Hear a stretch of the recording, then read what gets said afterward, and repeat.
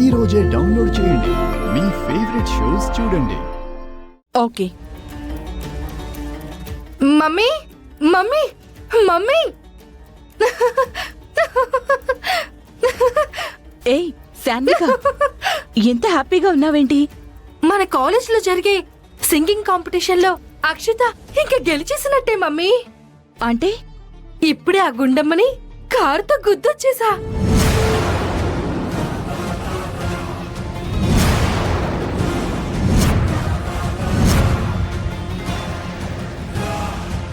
ఏంటి శాన్వి, గుండమ్మని యాక్సిడెంట్ చేశావా? వాంటెడ్లు చేశాను. ఏయ్, నీకేమైనా పిచ్చి పట్టిందా? యాక్సిడెంట్ చేయడం ఏంటి? ఆ పల్లవికి గుండమ్మ చాలా సపోర్ట్ చేస్తుంది మమ్మీ. పాటలు పాడటంలో టిప్స్ చెప్తూ దగ్గరుండి మరీ ప్రాక్టీస్ చేయిస్తుంది.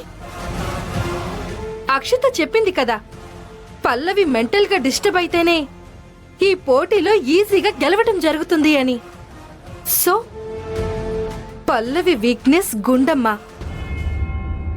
ఆ వీక్నెస్ మీద కొడితే పల్లవి ఖచ్చితంగా డిస్టర్బ్ అవుతుంది, అందుకే కొట్టా. అయ్యో, పల్లవి సంగతి పక్కన పెట్టు శాన్విక. ఇప్పుడు నువ్వు చేసిన పనికి నీ ఫ్యూచర్ ఏమవుతుందో ఒక్కసారి ఆలోచించు. శాన్విక, గుండమ్మని దెబ్బ కొడితే పల్లవి డిస్టర్బ్ అవుతుందనుకుంటే వేరే ఏదైనా చేసి ఉండొచ్చు, కానీ యాక్సిడెంట్ చేయడం ఏంటి? నాతో ఒక్క మాటైనా నువ్వు చెప్పాలి కదా. మమ్మీ, ఇప్పుడేమైందని ఎందుకు నువ్వు అంత టెన్షన్ పడుతున్నావు? గుండమ్మకి యాక్సిడెంట్ చేసింది నువ్వే అని తెలిస్తే? ఎలా తెలుస్తుంది మమ్మీ? తెలిసే ఛాన్సే లేదు. యాక్సిడెంట్ చేసి వెంటనే వచ్చేసాను కదా. అబ్బా శాన్విక, నువ్వు ఎంత ఫులిష్ గా ఆలోచిస్తున్నావో తెలుసా? నువ్వు యాక్సిడెంట్ చేసి వచ్చేసినా గుండమ్మని గుద్దింది నీ కారే అని, ఆ కార్ డ్రైవ్ చేసింది నువ్వే అని ఎవిడెన్స్ లో అవి ఇవి దొరికితే అక్కడ సీసీ కెమెరాలు ఏవి ఉండవనుకుంటున్నావా? నేనంతవరకు ఆలోచించలేదు మమ్మీ. పల్లవిని డిస్టర్బ్ చెయ్యాలి అనుకున్నాను. ఎదురుగా గుండమ్మ కనిపించింది, అంతే, గుద్దేశాను. అయినా నువ్వన్నట్టు ఎవిడెన్స్లు దొరికినా అనుకోకుండా జరిగింది అని చెప్తాను. వాంటెడ్లీ యాక్సిడెంట్ చేశామని చెప్తామా ఏంటి? ఏంటి యాక్సిడెంట్ అంటున్నావు?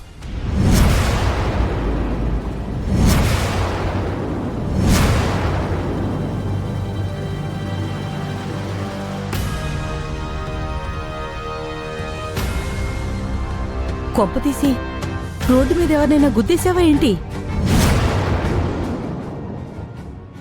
నాకు తెలిసే నీ ర్యాష్ డ్రైవింగ్ తో ఏదో ఒకరోజు ఇలాంటిది తీసుకొస్తావని తెలుసు. ఆపండి అత్తయ్య గారు. ఏంటి ఆగేది? అది యాక్సిడెంట్ చేసి వచ్చానట్టుంటే నన్ను నోరు మూసుకోమంటావేంటి?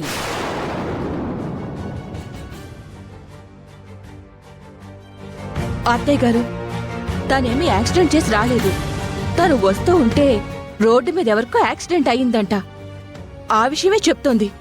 అవునా? అవును. అమ్మయ్యా, పోనీలేవే. నువ్వెక్కడ యాక్సిడెంట్ చేసావో రేపటి నుంచి జైల్లో కూర్చుని నువ్వెక్కడ చెప్పకూడదు తినాల్సి వస్తుందో అని నేను భయపడి చచ్చానే.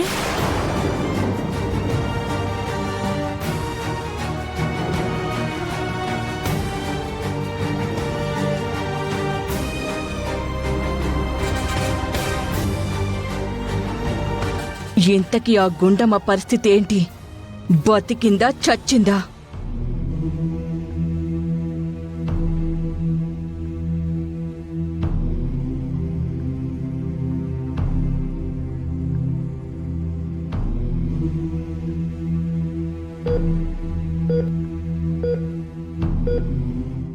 డాక్టర్, మా అమ్మకి ఎలా ఉంది డాక్టర్? ఇప్పుడు పర్వాలేదు కదా? భయపడాల్సిన పని లేదు. ఆవిడ ప్రాణాపాయాల నుంచి బయటపడ్డారు. కాకపోతే చెప్పండి డాక్టర్, ఏమైంది? యాక్సిడెంట్లో ఆవిడ తలకు గాయమైంది. అదేం మేజర్ కాదు, కాకపోతే మేజర్ డ్యామేజ్ కాళ్ళకయింది.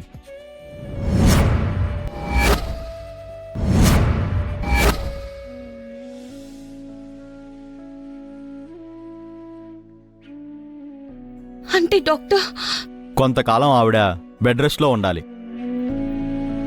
లేచి నడిచే పరిస్థితి లేదు.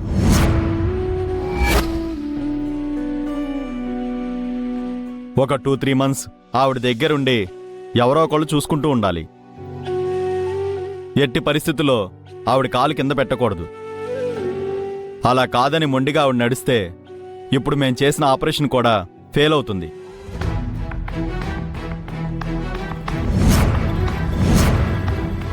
డాక్టర్, మేము అమ్మని చూడొచ్చా? ఆవిడ ఇంకా స్ప్రోలోకి రాలేదమ్మా, వచ్చాక వెళ్దురు గాని.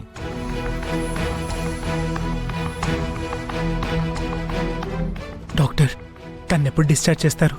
ముందు ఆవిడ స్ప్రోలోకి వచ్చాక కండిషన్ బట్టి డిశ్చార్జ్ చేస్తాం.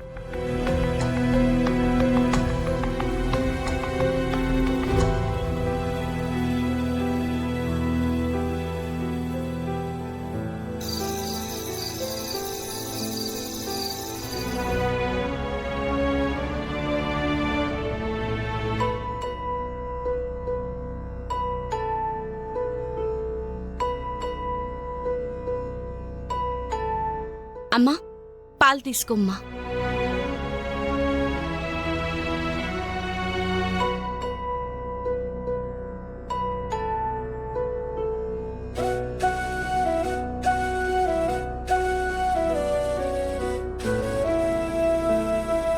పల్లవి, ఏంటలా ఉన్నావు? మీకెలా జరిగితే ఎలా ఉంటానమ్మా? తనకేం కాలేదు కదమ్మా. అసలు ఎందుకు ఇలా జరగాలి? అది మనమెలా చెప్పగలం పల్లవి? రాతను బట్టి జరుగుతూ ఉంటాయి. నాకిలా జరిగిందని నువ్వు నీ మనసుని పాడు చేసుకోకు. సింగింగ్ మీద కాన్సన్ట్రేట్ చేయి. పెద్దమ్మా, తనకి ట్రైనింగ్ ఇవ్వాల్సిన నువ్వు ఇలా పడుంటే తనకి ట్రైనింగ్ ఎవరిస్తారు? తను మాత్రం కాన్సంట్రేషన్ ఎలా పెడుతుంది?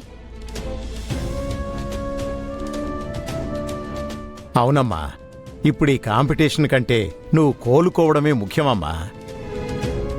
అవును అమ్మా, ముందు మీరు కోలుకోండి, తర్వాత దేని గురించైనా ఆలోచించండి.